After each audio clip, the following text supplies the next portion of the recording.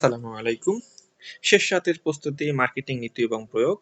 HSC BMT ২০২৬ সালের শিক্ষার্থী তোমাদের সবাইকে স্বাগত জানাচ্ছি। তোমাদের সাথে ভিডিও জুড়ে আছি আমি রেদওয়ান স্যার। তোমাদের সাথে মূলত চূড়ান্ত সাজেশন এবং আগামীকাল তোমাদেরকে যে মার্কেটিং নীতি এবং প্রয়োগ একাদশ শ্রেণীর পরীক্ষা রয়েছে এটা নিয়ে কিছু কথা বলবো। মূল ভিডিওতে যাওয়ার আগে তোমাদেরকে আসলে সিলেবাস নিয়ে একটু কথা বলি। তোমাদের মূলত 10টি অধ্যায় রয়েছে মার্কেটিং নীতি এবং প্রয়োগ প্রথম পত্রে, এবং এটি মূলত তোমাদের আগামীকাল বিকেলবেলা 2টোর সময় পরীক্ষা অনুষ্ঠিত হয়, এবং যেটা মূলত চূড়ান্ত মূল্যায়ন যেটা হবে 60 মার্কসের। সেক্ষেত্রে তোমাদের 10টি প্রশ্ন থাকবে, যেখান থেকে 5টি উত্তর দিতে হবে। প্রতিটা প্রশ্নের মার্ক থাকবে 8, 5 গুণ 8, 5 8 40, এবং সংক্ষিপ্ত প্রশ্ন থাকবে মূলত 5টি, এবং প্রতিটি প্রশ্নের উত্তর 4 মার্কসের। 4 গুণ 5 4 5 20, সব মিলে 60 মার্কসের একটা পরীক্ষা তোমাদের আগামীকাল অনুষ্ঠিত হবে। তোমাদের যে প্রথম অধ্যায় রয়েছে সেটা হচ্ছে গিয়ে আমাদের মার্কেটিং পরিচিতি। মার্কেটিং বলতে কি বোঝায়? মার্কেটিংটা আসলে বাজারজাতকরণ বলতে বোঝায়, অর্থাৎ এমন একটা কার্যাবলী যার মাধ্যমে একটা পণ্য দ্রব্য বা সেবা কর্মের মালিকানা বিক্রেতার নিকট থেকে ক্রেতার নিকট হস্তান্তরিত হয়। অর্থাৎ বিক্রেতা মানে দোকান বা একটা প্রতিষ্ঠানে যে বিক্রি করে তার কাছ থেকে ক্রেতার নিকট হস্তান্তরের যে প্রক্রিয়া, সেই প্রক্রিয়াকে বলা হয় মূলত মার্কেটিং। বিভিন্ন বিজ্ঞানীগণ, সমাজবিজ্ঞানীগণ, অর্থনীতিবিদগণ মার্কেটিং এর বিভিন্ন সংজ্ঞা দিয়েছে। আমরা সেগুলো একটু আলাদা আলাদাভাবে মনে রাখবো এবং পড়বো। এরপরে একটা প্রশ্ন হচ্ছে গিয়ে ক্রেতা এবং ভোক্তার মধ্যে পার্থক্য। ক্রেতা এবং ভোক্তা, মূলত ক্রেতার 3টে উদ্দেশ্য থাকে: পণ্য ভোগ করা, পণ্য পুনর্বিক্রয় এবং পণ্য পুনরুৎপাদন। আর ভোক্তা মূলত চূড়ান্ত ভোগ করে, অর্থাৎ ক্রেতা এবং ভোক্তার মধ্যে একটা ব্যক্তি প্রতিষ্ঠানের পণ্য কিনে নিজেই ক্রেতা হিসাবে বিবেচিত, আর যিনি ভোগ করেন তিনি ভোক্তা। যেমন অনেকে একটা, ধরো একজন ব্যবসায়ী, সে তার গুদাম থেকে মাল কিনে আনলো, বা তার যে উপরের মহল যেখান থেকে উৎপাদন হয়, তখন সে কিন্তু ক্রেতা থাকে, কিন্তু চূড়ান্তভাবে যে ভোগ করে সেই হচ্ছে গিয়ে ভোক্তা। অর্থাৎ একটা পণ্য সর্বশেষ যে ভোগকারী তিনি হচ্ছেন ভোক্তা। আচ্ছা, তাহলে আমরা বুঝতে পেরেছি মূলত এখানে অনেকগুলো পার্থক্য রয়েছে। পার্থক্যগুলো একটু ভালো করে বুঝে নিও।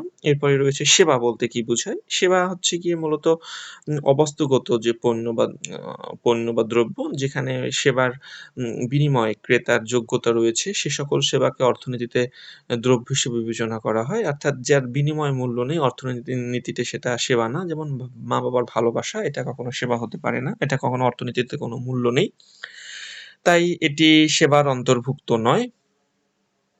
এখন আসো, আরো কিছু ব্যাপার রয়েছে, যেমন শিক্ষকের সেবা, ডাক্তারের সেবা, পরিবহন সেবা, ব্যাংক সেবা, ধর্মীয় সেবা। এগুলোর মোটামুটি একটা তৃপ্তি, এমন কার্যাবলী যেটা তৃপ্তি বা প্রয়োজন মেটানোর উদ্দেশ্যে ক্রয় বিক্রয় করা হয়, তাকে সেবা বলে। এরপরে আসো, মার্কেটিং এর মিশ্রণ বলতে কি বোঝায়, অথবা বিপণন মিশ্রণের সংজ্ঞা দাও।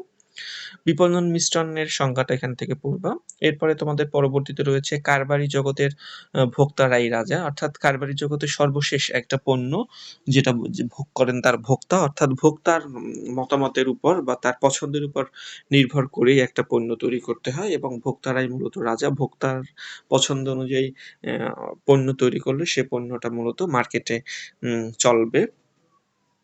এরপরে রয়েছে আমাদের সেবার কিছু বৈশিষ্ট্য চাওয়া হয়েছে। সেবাকে স্পর্শ করা যায় না, দেখা যায় না, গন্ধ স্বাদ নেওয়া যায় না, শনাক্ত বা অনুভব করা যায় না। সেবার ক্ষেত্রে সেবাদানকারী এবং গ্রহীতার ব্যক্তিগত উপস্থিতি এটা একান্ত আবশ্যক। সেবা মানুষের প্রয়োজন এবং অভাব মেটাতে সক্ষম থাকে, এটা সেবার একটা গুরুত্ব। এরপরে রয়েছে বাংলাদেশের অর্থনৈতিক উন্নয়নে বাজারজাতকরণের ভূমিকার কথা বলা হয়েছে। বাজারজাতকরণের বিভিন্ন রকমের ভূমিকার কথা বলা হয়েছে: কৃষি উন্নয়ন, ব্যবসা বাণিজ্যের সম্প্রসারণ, কর্মসংস্থান, শিল্প উন্নয়ন, সুষম উন্নয়ন, অর্থনীতির স্থিতিশীলতা রক্ষা, এরপরে সংরক্ষণের সুবিধার প্রসার এবং জীবনযাত্রার মান উন্নয়ন। এরপরে রয়েছে মার্কেটিং এর যে মিশ্রণের উপাদান সমূহ কি কি। মার্কেটিং এর মিশ্রণের 4টা পি রয়েছে, অর্থাৎ পণ্য রয়েছে, মূল্য, যেটাকে পণ্য মানে প্রোডাকশন, এর পণ্য। এরপরে তোমাকে রয়েছে প্রাইস বা মূল্য, বন্টন। এরপরে তোমার জন্য রয়েছে প্রসার বা প্রমোশন, যেটাকে মূলত 4টা পি দ্বারা মূলত আইডেন্টি করা হয়। এরপরে রয়েছে বাজারজাতকরণের যে মৌলিক উপাদান সমূহ, সেগুলো নিয়ে একটু কথা বলছে। যেমন অপ্রয়োজন অভাব মেটানোর ক্ষমতা থাকতে হবে বাজার, এরপরে আরো কিছু রয়েছে বিনিময় লেনদেনের মধ্যে সম্পর্ক। এরপরে রয়েছে মার্কেট এবং মার্কেটিং এর ভিতর পার্থক্য। মার্কেট বলতে কি বোঝায় এবং মার্কেটিং এর মধ্যে কি বোঝায় এগুলোর পার্থক্যগুলো পড়বা। এরপরে আসো বাজারজাতকরণের কিছু গুরুত্বর কথা বলা আছে। বাজারজাতকরণের মূলত গুরুত্ব কি? আমরা দ্বিতীয় অধ্যায়ে এসেছি। দ্বিতীয় অধ্যায়ে মূলত রয়েছে মার্কেটিং এর কার্যাবলী। মার্কেটিং এর বাজার বলতে কি বোঝায়, শ্রেণীবদ্ধকরণ বলতে কি বোঝায়, বিভিন্ন প্রকার বাজারের কার্যাবলী এখানে রয়েছে। এরপরে আসো বাজারের কার্যাবলীর পরে তোমাদের জন্য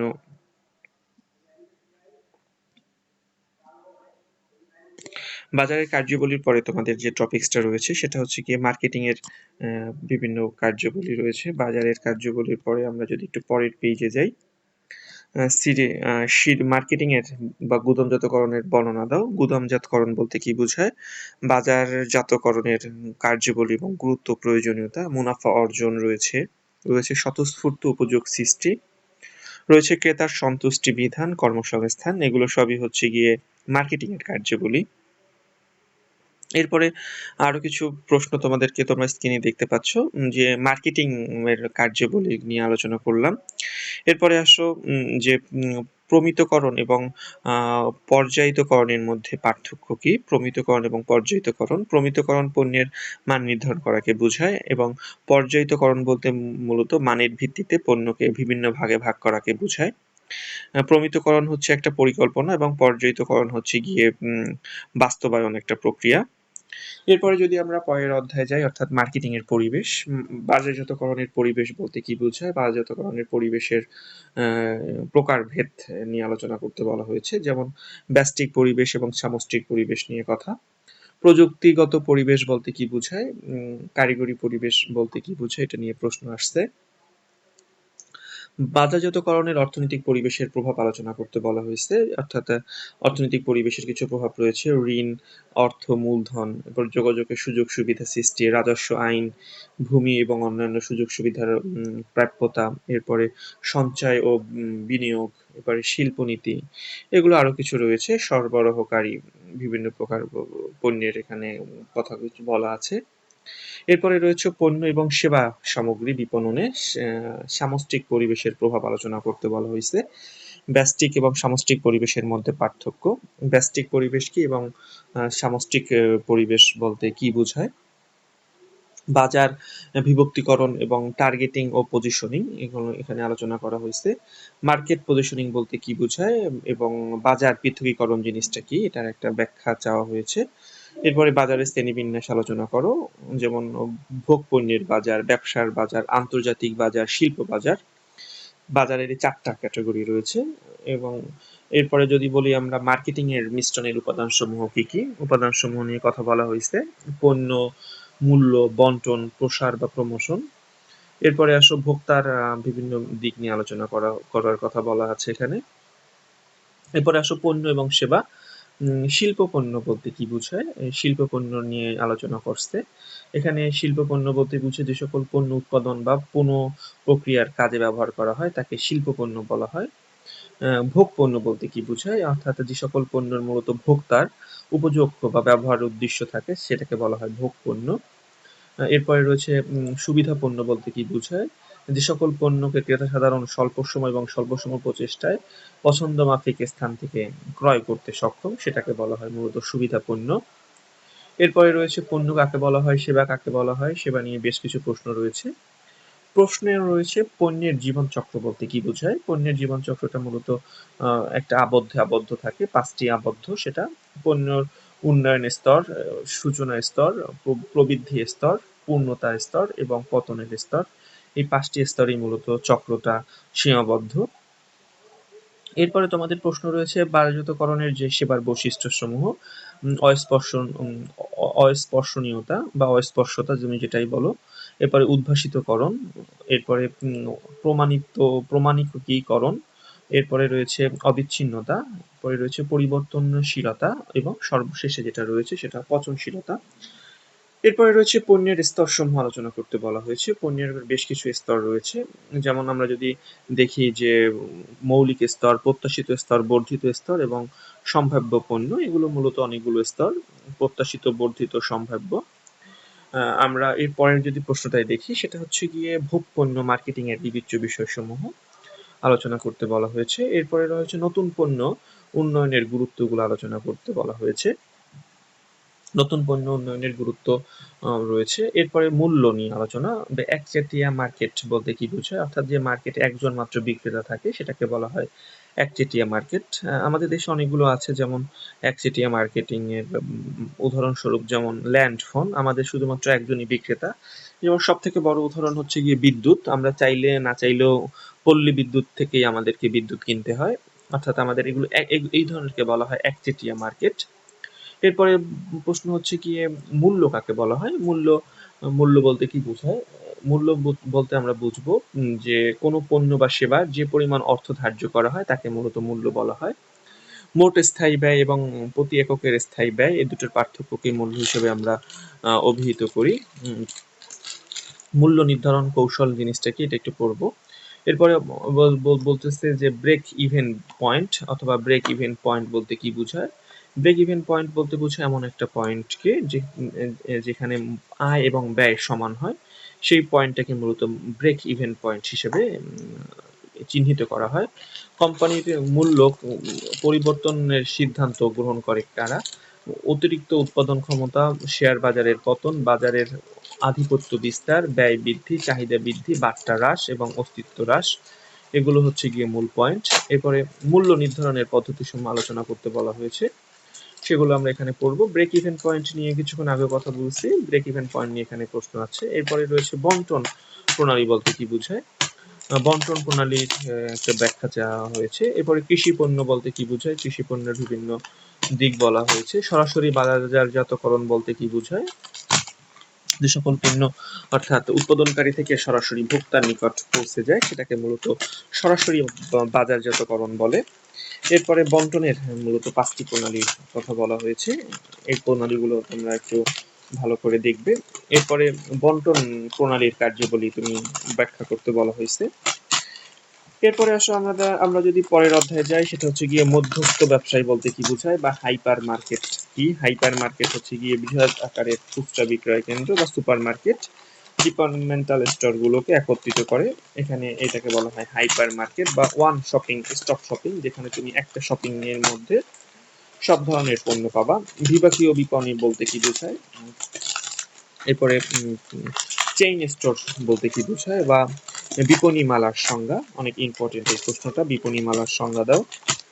খুচরা বিক্রেতার ব্যবসায়িক বিক্রেতার গুরুত্ব, পণ্যের সমাহার, বিশেষত মধ্য অবস্থার ব্যবসা, বাকিতে বিক্রয়, পরামর্শ প্রদান, বিক্রয় প্রতিনিধি, নতুন পণ্য উৎপাদন, নতুন পণ্যের ব্যবহারের সুযোগ, সরবরাহের উৎস এবং সর্বশেষের দিকে কর্মসংস্থান রয়েছে।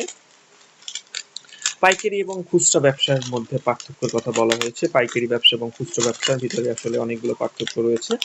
পাইকারি ব্যবসা মূলত কম মূল্যে বেশি পরিমাণে ব্যবসার আয়তন বড় থাকে এবং অনেক পণ্য একসাথে বিক্রি করা হয়, এবং খুচরা ব্যবসায়ী সেখান থেকে কিনে এনে মূলত ছোট ছোট বিপণী নেয়, সেখান থেকে বিক্রি করে। মার্কেটিং প্রমোশন বলতে কি বোঝায়? বর্তমানে মার্কেটিং প্রমোশন একটা বিশাল মার্কেট, অনলাইন মার্কেটিং এর রয়েছে, অফলাইন মার্কেটিং রয়েছে। মার্কেটিং প্রমোশন বলতে কি বোঝায়? অর্থাৎ বিক্রিয়াকে ত্বরান্বিত করার জন্য বা ব্র্যান্ডিং করার জন্য যারা ভূমিকা রাখে। অনেকগুলো পয়েন্ট রয়েছে। বিক্রয়িতা বলতে কি বোঝায় বা বিক্রয় অথবা ব্যক্তিক বিক্রয় বলতে কি বোঝায়? ব্যক্তিক বিক্রয়ের সংজ্ঞা। প্রচার এর সংজ্ঞা বলা হয়েছে, নৈতিক গুণাবলী, একজন আদর্শ বিক্রয় কর্মীর কি কি গুণাবলী থাকা প্রয়োজন? তার শারীরিক গুণাবলী থাকা প্রয়োজন, চেহারা, হাসি, স্বাস্থ্য, চলাফেরার ভঙ্গি সবকিছুই আকর্ষণীয় হতে হবে। প্রমোশনের গুরুত্ব মূলত অবহিত করা, অর্থাৎ ক্রেতাকে একটা পণ্য সম্পর্কে অবহিত করা, প্ররোচিত করা, অর্থাৎ ক্রেতাকে পণ্য কিনতে উদ্বুদ্ধ করা। এরপরে চাহিদা সৃষ্টি, উপযোগিতা, প্রয়োজনীয়তা সৃষ্টি, এগুলো সবই হচ্ছে গিয়ে এর প্রকারভেদ। এরপরে মার্কেটিং প্রমোশনের হাতিয়ার সমূহ, মার্কেটিং এর ব্যক্তিক বিক্রয়, বিজ্ঞাপন, প্রচার, বিক্রয়, প্রসার, এগুলো সবই হচ্ছে ব্যক্তিক বিক্রয়। প্রচার এবং বিজ্ঞাপনের মধ্যে একটা পার্থক্য রয়েছে। এরপরে মার্কেটিং এর সমসাময়িক বিষয় বলো। ই বিজনেস বলতে কি বোঝায়? মানে ই বিজনেস বলতে ইলেকট্রনিক বিজনেস, অর্থাৎ ইন্টারনেট মাধ্যমে যে বিজনেস পরিচালিত হয়। সেটাকে ই-বিজনেস বলা হয়। টেলিমার্কেটিং বলতে কি বোঝায়? অর্থাৎ টেলিকাস্টের মাধ্যমে যে মার্কেটিং করা হয়। এরপরে মার্কেটিং বা বাজারজাতকরণের নৈতিকতা বলতে কি বোঝায়? যেমন নৈতিকতার কাজটি ভালো-মন্দ তা বিচার করে এটি বাজারের কার্যক্রমকে নিয়ন্ত্রণ করা যায় বিভিন্নভাবে। এটি গ্রহণযোগ্য নীতিমালার উপর নির্ভরশীল। এরপরে আসো ব্যবসায় মূল্যবোধ এবং নৈতিকতার গুরুত্ব। ব্যবসায় আসলে মূল্যবোধ এবং নৈতিকতা একটা বিশাল ভূমিকা পালন করে। যেমন সামাজিক উন্নয়নমূলক কাজে অংশগ্রহণ, সরকারের কর পরিশোধ, পরিবেশ দূষণ থেকে বিরত রাখা, সততা, এরপরে সততা ও ন্যায়নীতি, প্ররোচনা ধোঁকাবাজি না করা, এরপরে পণ্যের কৃত্রিম সংকট সৃষ্টি না করা, এগুলো সবই হচ্ছে গিয়ে একটা ব্যবসার নীতিবোধ। ই-কমার্সের ই-কমার্সের যে সুবিধাগুলো সেগুলো নিয়ে প্রশ্ন বলা হয়েছে। ই-কমার্সের সুবিধার মধ্যে অনলাইন বাজারজাতকরণের কিছু সুবিধা, অসুবিধা এবং বাধা রয়েছে। সেগুলো নিয়ে এখানে প্রশ্ন এসেছে। এরপরে সর্বশেষে যদি আমরা জানি, এটা কিন্তু অনেক ইম্পর্টেন্ট প্রশ্ন, সেটা হচ্ছে গিয়ে অনলাইন বাজারজাতকরণের যে সুবিধা এবং অসুবিধা সমূহ, এটা নিয়ে ইন ডিটেলস একটু পড়ে নিও। এই ছিল তোমাদের টোটালি 10টি অধ্যায় নিয়ে সংক্ষেপে আলোচনা। এর এখানে কিছু কিছু প্রশ্ন আমি বাদ দিয়ে স্কিপ করে গিয়েছি, সেগুলো কিছু কিছু প্রশ্ন আমি উত্তর দেইও নেই, সেগুলো আসলে খুব বেশি ইম্পর্টেন্ট না, সেগুলো পড়ার কোনো প্রয়োজন নেই। এবং তোমরা এই যে সাজেশনে যেগুলো দেওয়া আছে এগুলো একটু ভালো করে পড়ো, ইনশাল্লাহ তাহলে তোমাদের একটা কাঙ্ক্ষিত রেজাল্ট অর্জন করতে পারবে। তোমাদের সবাইকে অসংখ্য ধন্যবাদ জানিয়ে এবং একটা ভালো ফলাফলের কামনা জানিয়ে শেষ করছি। আল্লাহ হাফেজ।